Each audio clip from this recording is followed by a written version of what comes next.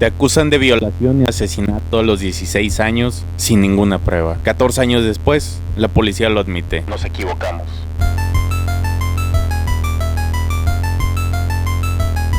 La noche del 19 de abril de 1989, en Central Park, una mujer blanca de 28 años estaba corriendo cuando fue violentamente agredida. Fue violada y brutalmente golpeada. Su cráneo quedó fracturado y casi murió por la pérdida de sangre. Días después, al despertar del coma, no recordaba nada de lo ocurrido. El brutal ataque de Trisha Meili, la corredora de Central Park, llegó a personificar el miedo de todos los neoyorquinos. Los habitantes tenían miedo de viajar, miedo de ir al parque, miedo de hacer sus desplazamientos diarios, miedo de vivir en Nueva York. Necesitaban encontrar a alguien a quien culpar, y encontraron eso en 5 jóvenes cuyos nombres se convirtieron en el sinónimo del miedo para la ciudad. El mundo los conoció como los 5 de Central Park.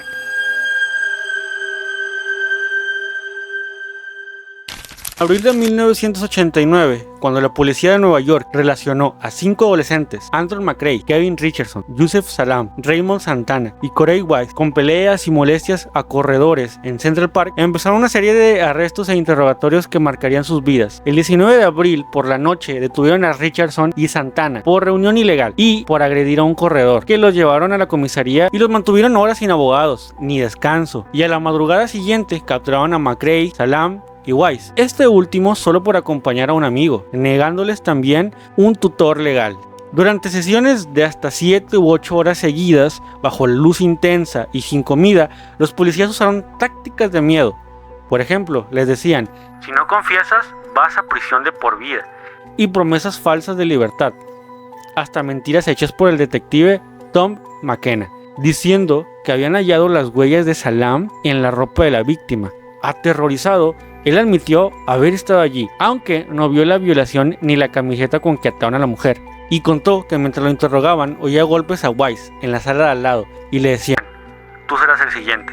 Al cierre de cada jornada filmaban en video confesiones cargadas de detalles que le suministró la policía, cómo ataron a la víctima, con qué objetos y posiciones, pese a que ninguno presenció el ataque. Esas grabaciones plagadas de contradicciones sobre piedras, cuchillos y ligaduras fueron la base de las condenas de 1990 y 91, que impusieron penas de 6 a 13 años de cárcel por agresión, violación y asalto. Los jóvenes afroamericanos y latinos tenían entre 14 y 16 años. La ciudad vivía un contexto de tensión racial. Las acusaciones hacia la juventud negra y presión mediática que ejercían sobre ellos fue lo que llevó a una respuesta judicial acelerada y agresiva. El juicio se dividió en 2 fases, una en 1990 y otra en 1991. El proceso judicial se centró en las confesiones obtenidas durante los interrogatorios. Pese a que no existían pruebas físicas que vincularan a los 5 acusados con el ataque, el ADN encontrado en la víctima no coincidía con ninguno de los 5, y los detalles de las confesiones no correspondían con evidencia forense. Sin embargo, el juicio continúa impulsado por la presión pública, el racismo estructural y la cobertura mediática sensacionalista que pintó a los adolescentes como culpables sin juicio. Los fiscales ofrecieron acuerdos para que se declararan culpables, pero los jóvenes rechazaron estos tratos. En los juicios, los fiscales presentaron las confesiones como pruebas irrefutables, y los jurados ignoraron las inconsistencias. Durante su tiempo en la prisión de Auburn, en Nueva York, Corey Wise coincidió con Matías Reyes, un violador y asesino convicto que ya estaba cumpliendo condena perpetua por otros crímenes. No hay evidencia de que Reyes y Wise fueran amigos cercanos, pero se conocían desde antes, desde el vecindario, y compartieron momentos en la cárcel. Este reencuentro pareció generar un profundo impacto en Reyes. Tiempo después, Reyes confesó voluntariamente haber sido el único autor del ataque a Trisha Meili. Él dijo: sentí que era lo correcto. Dios me estaba empujando a decir la verdad. Su confesión ocurrió en 2001, más de 12 años después del crimen.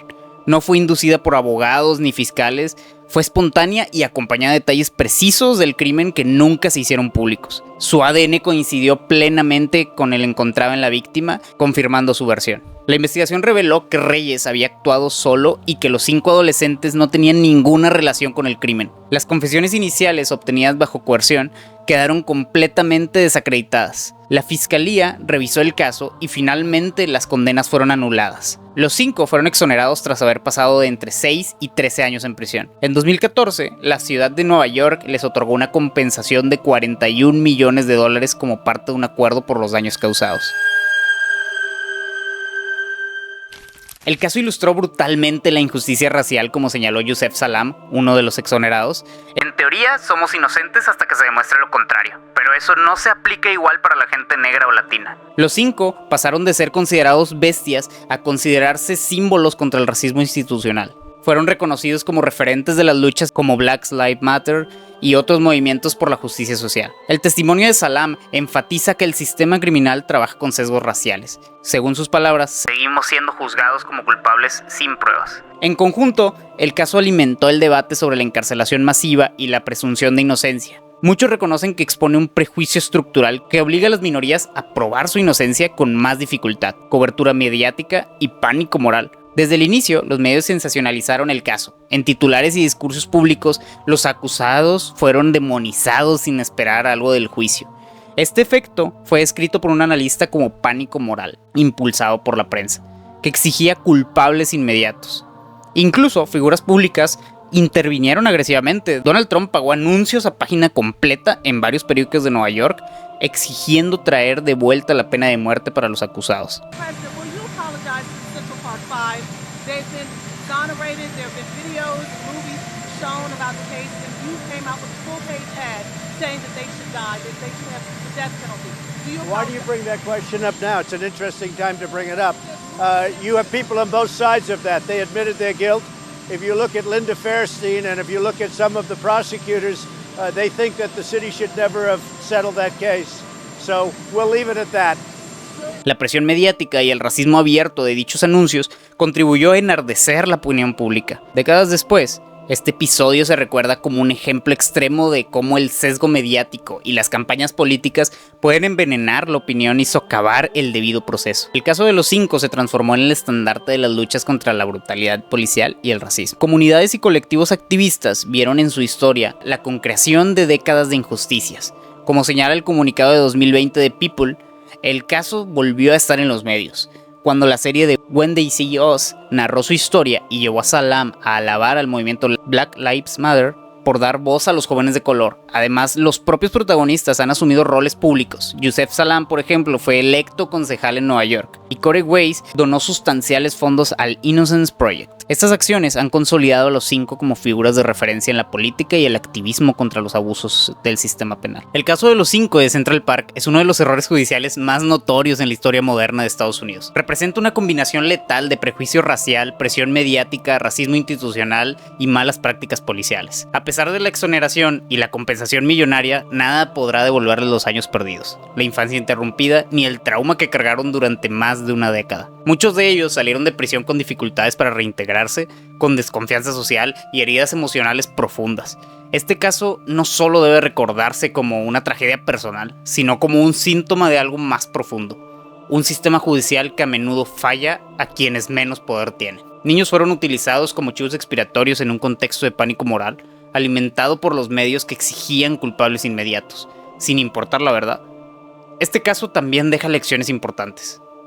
La formación obligatoria en derechos humanos para policías, fiscales y jueces, y sobre todo la revisión crítica de cómo los prejuicios de la raza y clase siguen contaminando el acceso a la justicia. Finalmente, es importante no ver este caso como un error del pasado, sino como un espejo de nuestro presente. ¿Cuántos jóvenes hoy están siendo condenados sin pruebas suficientes? ¿Cuántos están siendo juzgados más por el color de su piel que por sus actos? Invitamos a la audiencia a reflexionar, a no olvidar, a hablar de estos casos y a usarlos como herramientas para el cambio. Porque la justicia no es verdadera si llega tarde. Y el silencio, como en 1989, solo perpetúa más el daño. Gracias.